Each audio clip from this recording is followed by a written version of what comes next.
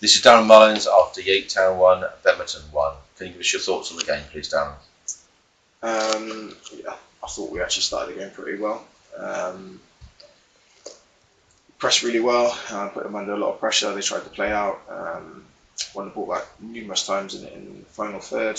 And I thought, we really controlled the first half. I don't think they had a shot. Maybe towards the end of the last stage of the first half, I think they got a free kick which they put over. But other than that, they didn't really threaten at all. No set pieces, no nothing. Like I said, I thought we controlled the game. We had quite a few half chances, and for whatever reason, we turned down to shoot, the opportunity to shoot, or made a poor decision. And then we go and find ourselves coming at half time at 0-0, which is fine. We found ourselves in that position a number of times, and then gone on to win the game in the second half as teams tired. And then we thought that was probably what was going to happen. We go and get the goal from King, a good finish after a bit of a scramble in the box, and even at that point, I thought we were still really in control. They still hadn't had a shot at goal again at that point, and then another lapse of concentration. And to be honest, I'm fed up of saying it. I feel like I'm saying the same thing every week. We try and rectify it. We analyse everything we talk in training, but it's getting to a point where it's individuals need to stand up and be counted for, because it's not good enough. A team that wants to go and win the league, find yourself 1-0 up, you need to see it out. And like I said, we weren't even under any pressure. It wasn't like it was the Alamo and we were defending for our lives. It was, we should deal with the first contact on the halfway line. We don't. We then give away the free kick. We're taking a free kick from inside the half. For whatever reason, we drop a bit deeper, and I don't know why. That's not what we've done all season, so I'm not sure why we're starting now. Gets a free header, and then what's even more disappointing, there's 2 or 3 of them ready just to tap it in inside the 6-yard box, which is unacceptable. So then, we find ourselves 1-1, and we still try and chase the game. But there was a moment, I can't remember now if it was before or after they scored actually, but keepers dropped the ball after Sterling challenged him, and Kings put it in, and the referees disallowed it. So I think it was soft. Their keepers dropped balls all game, and nothing's happened. So I think that was really soft. So I need to see that back. And also, there's a question mark at whether he's offside for the goal or not. But still, that's no excuse. I think we have to defend it better, much better. And I'm disappointed again. Yeah, for 86 minutes, I mean, you worked so hard to get that opening goal on 76 minutes, and it just looked that the game plan was working perfectly until just one moment and lapse in concentration. And it's those moments that win or lose football matches.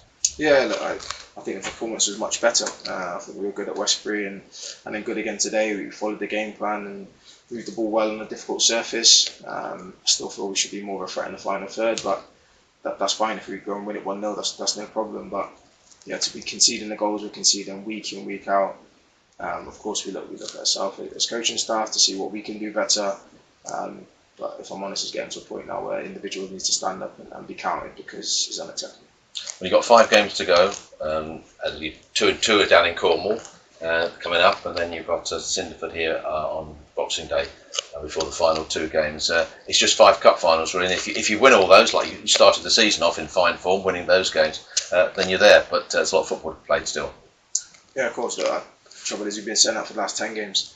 They're cup finals, and unfortunately at the moment we can't seem to get ourselves a win and put a performance together as well for 90 minutes. We're doing it in spells, we're doing it for long majorities of the game, and then a minute or a lapse of concentration is costing us. The thing is, other teams are having lapse of concentration and we're not punishing them never end. So it's not just that end. We need to be scoring more goals, and we need to be not conceding. But look, we're still a point clear. It should be more, and we expected it to be more, but it's not. So we have to live now, and that's the reality of it. So we've got 5 big games coming up. I can't look past the next game, because that's what's next. That's the opponent, and the house are fighting for their lives. It's a long journey, so it's not going to be an easy game, and no one's going to make it easy for us from now until the end of the season. Obviously, teams behind us have got a bit of momentum, so they're seeing us dropping points on a regular basis at the moment, and I'm sure that's aiding their push. But we can only worry about ourselves. But like I said, I think individually and collectively, they need to stand up and be counted the next 5 games. Well, 28 days from now, 4 weeks, the season will have closed, unless it's playoffs. But hopefully, then we're standing here interviewing you, and we're all very, very happy. It's achievable. Yeah, look, let's hope so. That's been a target all season. But when I come on there, I'll be honest, and between now and then, a lot needs to improve. Performance levels need to improve. We need to find a bit more within ourselves to go and get the job done. If they haven't realised they're in a fight the last few weeks, I'm sure they do now, because the gap's as close as it can be. So, like I said, we'll work hard again this week. We'll continue to do so. That's never changed, and it won't.